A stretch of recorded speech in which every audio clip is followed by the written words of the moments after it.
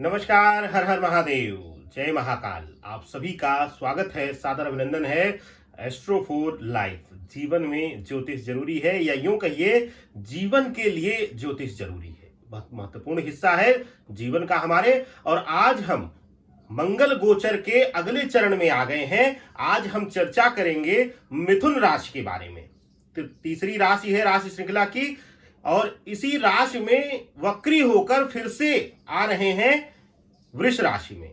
13 नवंबर को वृष राशि में मिथुन राशि से निकलकर वृष राशि में गोचर कर जाएंगे। शत्रुगत राशि में मंगल देव गोचर कर जाएंगे। वक्री मंगल का द्वादश भाव में मिथुन के लिए, यानी कि मिथुन राशि के लिए अगर लग्न कुंडली देखेंगे तो द्वादश भाव में यह गोचर हो रहा है। कैसा होगा यह गोचर आप सभी के लिए जानेंगे, और साथ ही किन किन विषयों पर यह शुभ और किन विषयों पर अशुभ फलदायी होने वाला है।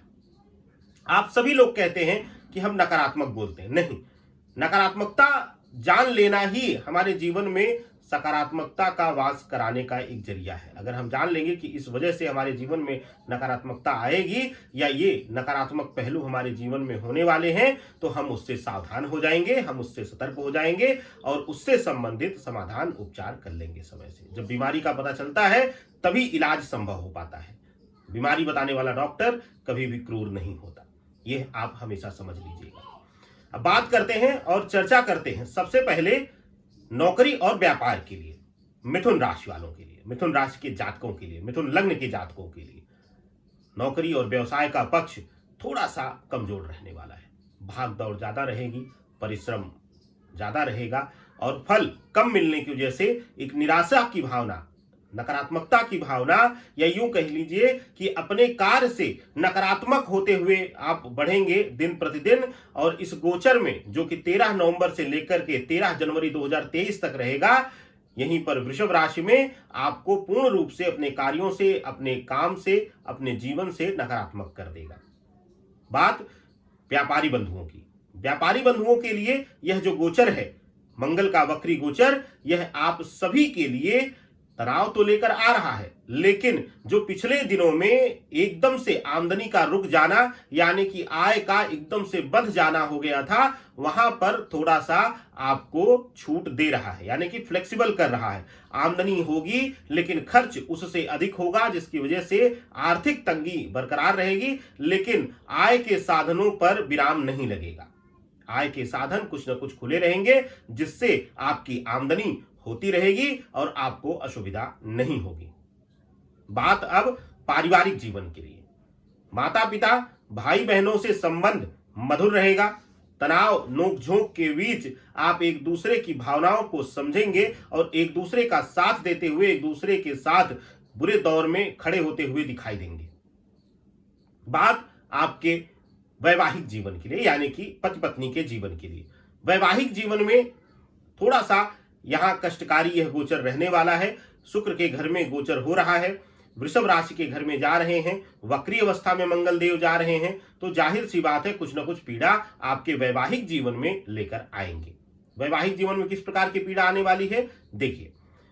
अगर आप नए वैवाहिक जीवन में जुड़े हुए हैं तो आपके बीच, आप दोनों के बीच कुछ भ्रांतियां, कुछ मतभेद इत्यादि हो सकते हैं, जिनकी वजह से आपके जीवन में प्यार तनाव का रूप लेता हुआ दिखाई दे रहा है।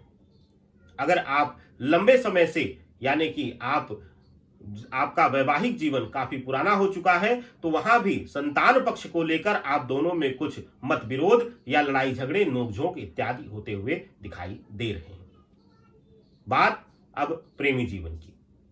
प्रेमी जीवन में यह गोचर मंगल का वक्री गोचर जो है वह पूर्ण रूप से नकारात्मकता ला रहा है। आपको कहीं से धोखा मिलता हुआ दिखाई दे रहा है। अगर बहुत छोटे समय में किसी से बहुत ज्यादा जुड़ गए हैं, आप किसी से बहुत ज्यादा स्नेह करने लगे हैं, तो वहां पर आप थोड़ा सा सावधान रहिए। देखिए, आपके लिए सबसे बड़ा जरूरी है यहां पर समझने की बात कि आप पूर्ण रूप से पहले निर्धारित कर लीजिए कि आप किसी को समर्पित हैं, क्योंकि यहां पर आप खुद अभी भ्रम में हैं। तो भ्रम में रहकर कोई भी रिश्ता निभाया नहीं जाता है। पहले आप निश्चित करें कि आप कहां खड़ा होना चाहते हैं, किसके साथ रहना चाहते हैं, किस संबंध में रहना चाहते हैं। यही निर्धारण ही आपके रिश्ते की जान है। जिस दिन आप पूर्ण रूप से निर्धारित कर लेंगे, चयनित कर लेंगे कि यहां आपको रहना है, तो आपके लिए यह सुखद रहेगा। बात करते हैं अब आपके लिए स्वास्थ्य कारणों के। स्वास्थ्य कारणों से मंगल का यह गोचर आपके लिए मिला जुला प्रभाव लेकर आ रहा है। आप दोनों के लिए, आपके जीवन में विशेष करके मिथुन लग्न, मिथुन राशि वालों के लिए यह देखने की चीज रहेगी कि आपके लिए छोटे मोटे बीमारी, छोटी मोटी जो दिक्कतें हैं स्वास्थ्य संबंधी, वह आपको घेर कर रखेंगी। लेकिन कोई भी बड़ी समस्या, बड़ी पीड़ा आपको इस गोचर के दौरान होती हुई दिखाई नहीं दे रही है। बात अब कानूनी विषय की। कानूनी विषय पर, वाद विवाद के विषय पर, अगर मिथुन राशि वालों, मिथुन राशि के जातकों, मिथुन लग्न के जातकों, आपका कोई वाद विवाद है, पुराना वाद विवाद चल रहा है, कोर्ट कचहरी इत्यादि का मुकदमा चल रहा है, तो वहां पर आपकी मुसीबतें बढ़ती हुई दिखाई दे रही हैं। समय आपके खिलाफ है, समय आपके अगेंस्ट है, तो आपको थोड़ा सा संभल कर रहने की जरूरत है। कोई आपका अपना, कोई करीबी, कोई पुराना मित्र आपके जीवन में वापसी कर सकता है और वह आपको कुछ हद तक इन मुसीबतों से बचा सकता है। बात अब भूमि, जमीन, संपत्ति आदि की। मिथुन राशि के जातकों, मिथुन लग्न के जातकों, आपको इस समय भूमि संपदा यानी कि भू संपत्ति का लाभ होता हुआ दिखाई दे रहा है। विशेष करके पैतृक संपत्ति या फिर कुछ ऐसी जहां पर आपने कभी सोचा ना हो, या कोई ऐसी प्रॉपर्टी, ऐसी कोई जमीन जायदाद इत्यादि जो विवादित रही हो और वहां पर आप आशा छोड़ चुके हो अपना करने की, वहां पर आपको अभूतपूर्व लाभ मिलता हुआ दिखाई दे रहा है। तो मिथुन राशि के जातकों के लिए मंगल का यह वक्री गोचर 13 नवंबर से लेकर के 13 जनवरी 2023 तक आप सब के लिए मिला जुला प्रभाव लेकर आ रहा है। मुसीबतें हैं तो जाहिर सी बात है समाधान भी है। आप सब के लिए क्या है समाधान, नोट कर लीजिए और जरूर करिएगा इस गोचर के दौरान। आप सभी के लिए बुधवार के दिन हरी मूंग आप भिगो लीजिएगा, साबुत हरी मूंग भिगो कर लीजिएगा और ले जाकर के गौवंश या गौमाता मिल जाए तो गौमाता को प्रणाम करके उनको खिलाइएगा। रोज ना कर सके तो बुधवार के दिन जरूर करिए, यह आपके लिए अति शुभ फलदायी रहेगा। चमत्कारी उपाय है, करिएगा और इसके चमत्कार को कमेंट में जरूर लिखिएगा। आप सभी के शुभ मंगल कामना के साथ मैं आचार्य राकेश चतुर्वेदी आप सभी से इजाजत लेता हूं।